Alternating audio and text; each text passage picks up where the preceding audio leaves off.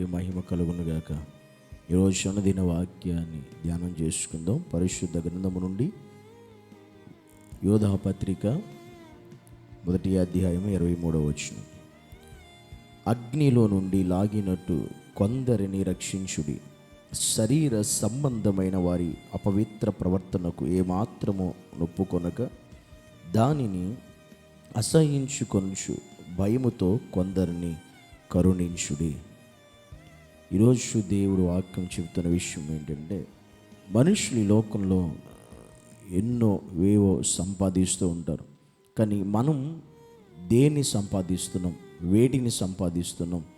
ఎందుకంటే బైబిల్ చెబుతుంది, ఈ లోకంలో మనం ఎన్ని సంపాదించినా, ఏమి సంపాదించినా అవి మనతో ఉండవు, మనతో రావు. అవన్నీ కూడా ఈ లోకంలో మనం విడిచిపోవాల్సిందే. ఎంత ఉన్నతంగా సంపాదించినా, ఏమి సంపాదించినా అవి ఖచ్చితంగా మనతో ఉండేవి కాదు, మనతో వచ్చేవి కాదు.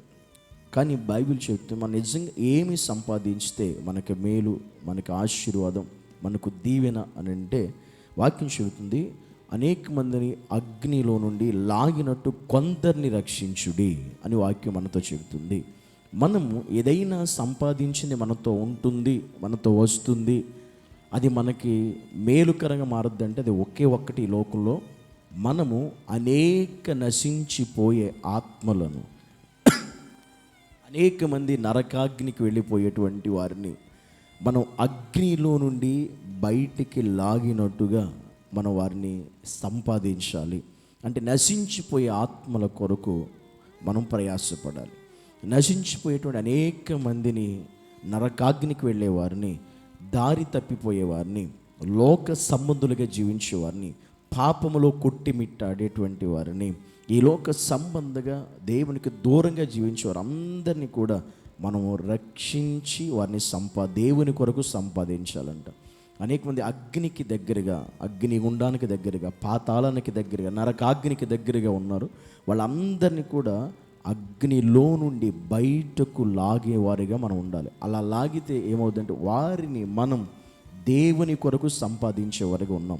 ఒక ఆత్మను నువ్వు రక్షించితే, ఒక ఆత్మను దేవుని యొద్దకు నువ్వు నడిపించగలిగితే, ఖచ్చితంగా పరలోక రాజ్యంలో నీవు ఆ వ్యక్తిని దేవుని కొరకు సంపాదించావు. అది సంపాదనగా నీ పక్షంగా దేవుని ఎదుట ఉంటుందంట.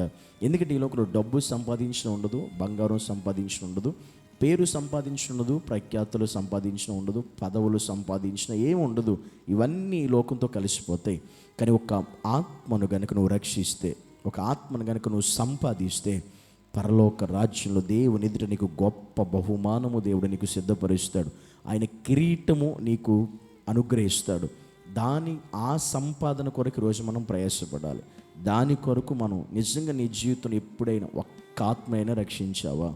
ఒక్క ఆత్మ అయినా దేవుని యొద్దకు నడిపించావా? నీ వల్ల రక్షించబడిన వారు ఎంతమంది ఉన్నారు? నీ వల్ల దేవుని సన్నిధికి నడిపించబడేవారు ఎంతమంది ఉన్నారు?